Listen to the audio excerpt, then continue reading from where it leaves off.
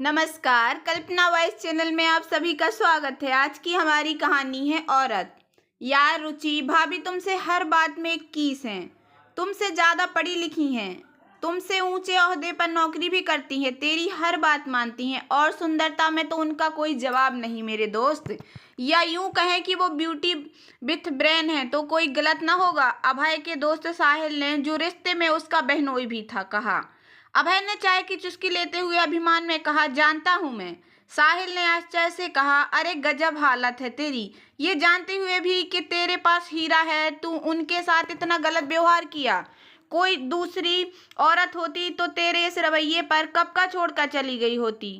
तुम दोनों एक दूसरे से बेइंतहा प्यार करते हो, तुम दोनों ने अपनी पसंद से शादी भी की, फिर क्या वजह है कि तू हर वक्त भाभी को सबके सामने नीचा दिखाने की कोशिश करता रहता है।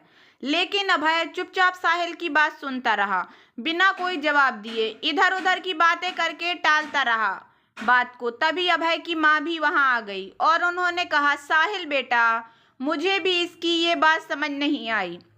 मैं जब भी पूछती हूँ तो बस ऐसे ही बात को टाल देता है। तब साहिल ने पूछा, आखिर तू जवाब क्यों नहीं देता? क्यों तूने भाभी की नौकरी छुड़वा दी? क्या बताऊं बेटा, तब से रुचि भी बहुत उदास रहती है। वो जताती नहीं, लेकिन उसकी मुस्कुराहट के पीछे छिपी उदासी मेरे साथ साथ उसको दिखती है, सिवाय इस नालायक के। और सच कहूं तो मुझे रुचि पर भी गुस्सा आ रहा है। क्या जरूरत थी उसको इसकी गलत बात मानने की?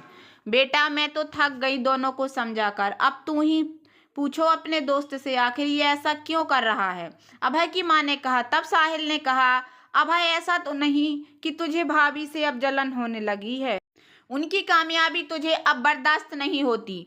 तू उनकी तारीफ नहीं सुन सकता? अभय ने कहा, अगर तुझे और बाकी सबको ऐसा लगता है तो ऐसा ही सही, लेकिन मैं उसे जिंदगी की हकीकत बताना चाहता हूँ कि बेशक वह ऑफिस में मुझसे सीनियर थी, मेरे बॉस थी, मुझसे ज़्यादा समझदार और पढ़ी लिखी है, लेकिन घर पर सिर्फ और सिर्फ मैं उसका बॉस हूँ और उसको वही करना होगा जो मैं कहूँगा, वैसे ही रहना होगा जैसे मैं चाहता हूँ।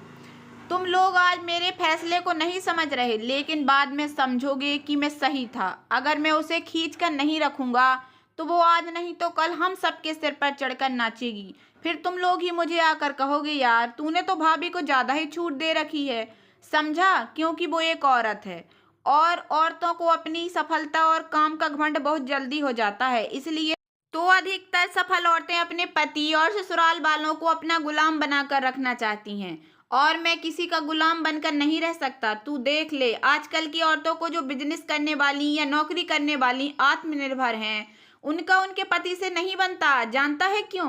क्योंकि उनके पति उनकी लगाम कसकर नहीं रखते। अच्छा, अब बहुत हो गया इस टॉपिक पर बहस। अब मैं कोई और बहस नहीं चाहता। मैं अभी रुचि को कॉफ़ी बनाने के लिए बोलता हूँ। अभय ने बैठे बैठे रुचि को कॉफ़ी बनाने के लिए आवाज़ देते हुए कहा। उससे पहले ही दरवाजे पर खड़ी रुचि अपनी ननंद आरती, नीरज की पत्नी के साथ वहां काफी लेकर आ चुकी थी और अभय की बातें भी सुन चुकी थी। अभय के सच से अनजान रुचि मुस्कुरा रही थी, क्योंकि उसको आज जिस बात का अभय पर शक था वो उसका शक नहीं बल्कि सत्य था, ये उसे पता चल चुका था। लेकिन फिर भी अपने गुस्से को दबाए वो चुपचाप वहां बैठ गई। तभी रुचि से साहिल ने कहा, भाभी आप मुस्कुरा रही हैं, सब कुछ सुनकर जानकर भी आपको गुस्सा नहीं आ रहा? अभय पर मुझे ये समझकर नहीं आ रहा कि आपने इसकी बात मानी ही क्यों, इसकी गलत सोच का विद्रोह क्यों नहीं किया? तब रुचि ने गुस्से भरी नजर से अभय की तरफ देखते हुए मुस्कुरा कर कहा, जीजा जी, जैसा कि अभय ने कहा, क्योंकि मैं एक औरत हूँ और औरत की लगाम कसकर रखनी चाहिए, तो मुझे अभय की इस सोच के बारे में तो आज पता चला है।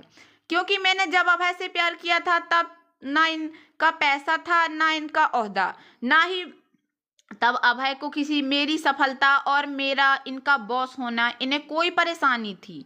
लेकिन शादी होते ही ये पति बन गए और मुझे पत्नी के रूप में अपना गुलाम समझ लिया। लेकिन मेरे लिए तब भी मेरा रिश्ता हर चीज़ से पहले था और आज भी। मैंने ये फैसला ना ही इनसे डर के लिए है, ना ही समाज के डर से, बल्कि ये फैसला सिर्फ इसलिए लिया क्योंकि शादी से पहले हमने एक दूसरे से वादा किया था कि हम हमेशा वही फैसला लेंगे जिसमें एक दूसरे की सहमति हो, एक दूसरे की खुशी और परिवार के हित में हो।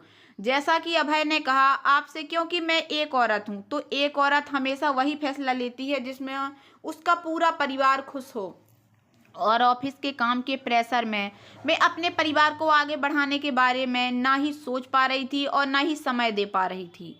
इसलिए मैंने ये फैसला लिया। दरअसल ऑफिस और घर के काम के प्रेशर की वजह से रुचि को अपने लिए बिल्कुल भी समय नहीं मिल पाता था। शादी के 4 साल हो चुके थे, उसकी उम्र भी 32 पार थी। अब वो माँ बनने का सुख भी उठाना चाहती थी, लेकिन सब कुछ सामान्य होते हुए वो गर्भ धारण नहीं कर पा रही थी। इसलिए अपनी डॉक्टर फ्रेंड की सलाह पर उसने ये तय किया कि अब वो किसी भी तरह का अतिरिक्त बोझ न लेकर सिर्फ अपनी फैमिली प्लानिंग के बारे में सोचेगी।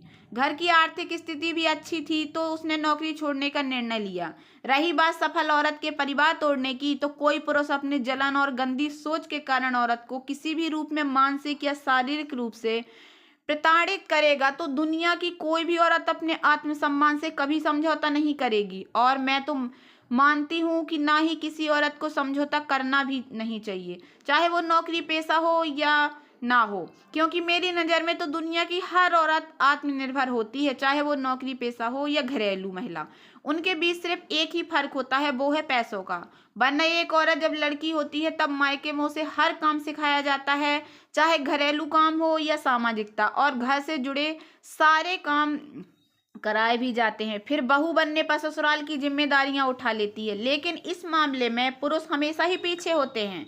शादी से पहले वो माँ बहन पर अपने हर छोटे से छोटे काम के लिए निर्भर होते हैं, शादी के बाद पत्नी पर। औरतें ना तो मजबूर और मजदूर होती हैं जिन्हें गुलाम बनाया जाए, ना ही जानवर होती हैं जिनकी लगाम कसकर रखी जाए।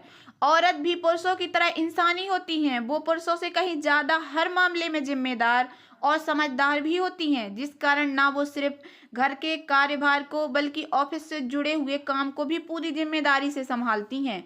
कुल मिलाकर एक औरत रोटी का पकाना और रोटी कमाना सब जानती है, लेकिन जब एक औरत अपने आत्मसम्मान के लिए खड़ी होती है, तो पुरुषों की बनाई पितृसत्तात्मक समाज की नज़रों में चुभने लगती है, क्योंकि उन्हें अपने लिए बनाई समाज में एक जगह भी अपने लिए खतरे में नजर आने लगती है। इसलिए पूर्ण रूपेण आत्मनिर्भर औरत पर ऐसे पुरुष हर साम दंड भेद का इस्तेमाल करते हैं। उसे रोकने के लिए किसी भी परिवार के टूटने या जोड़ने के लिए कोई एक जिम्मेदार नहीं होता, उसके लिए परिवार का हर सदस्य जिम्मेदार होता है, बस कोई थोड़ा कम थोड़ा कोई ज्यादा। जिस तरह एक हाथ से ताली नहीं बजाई जा सकती, ठीक उसी तरह बिना पुरुष और महिला की समानता के समाज या परिवार सुचारू रूप से नहीं चल सकता। अति किसी भी तरह से हो वो ठीक नहीं होती। अभय चुपचाप एकटक निगाहें झुकाए रुचि को सुनता और देखता रह गया, क्योंकि आज उसका असली चेहरा रुचि के सामने आ चुका था। उसे अपनी गलती का एहसास भी भली भांति हो गया था, लेकिन बस स्वीकार नहीं करना चाहता था, क्योंकि उसको अहम आड़े आ रहा था। एकदम सही बात कही रुचि तुमने, रुचि की सास ने उसका सपोर्ट करते हुए कहा। अभय, तुमने हम सबको धोखे में रखा। छी, बहुत गलत और गंदी सोच है तुम्हारी, एकदम अपने पापा की तरह। उन्होंने भी अपनी आखिरी सांस तक कभी मेरी इज्जत नहीं की, और अफसोस की बात यह है कि उसमें उनका साथ उनके माता पिता भरपूर तरह से दिया। अभय, वो जमाना और था, मैं सब सह गई, पर रुचि को ये सब नहीं सहने दूंगी। तुझे औरतों को लेकर अपनी इस घटिया सोच को बदलना होगा। मैं अच्छी तरह जानती थी रुचि कभी कोई गलत फैसला नहीं लेगी, और तूने कुछ भी गलत किया तो रुचि को अपने लक्ष्मी रूप से चंडी रूप धरकर तेरी बात का विद्रोह भी करने में देर नहीं करेगी। लेकिन अभी वो परिवार की खुशी चाहती है, तो उसे बदलने से पहले अच्छा होगा तू अपनी सोच बदल ले, वरना तब मैं उसका साथ दूंगी, तुम्हारा नहीं। नहीं तो मेरे मन और अंतर मन की औरत मुझे कभी माफ नहीं करेगी, जैसे मैंने तुम्हारे पापा को माफ नहीं किया। क्योंकि वो एक औरत है तो मैं भी पहले एक औरत ही हूँ।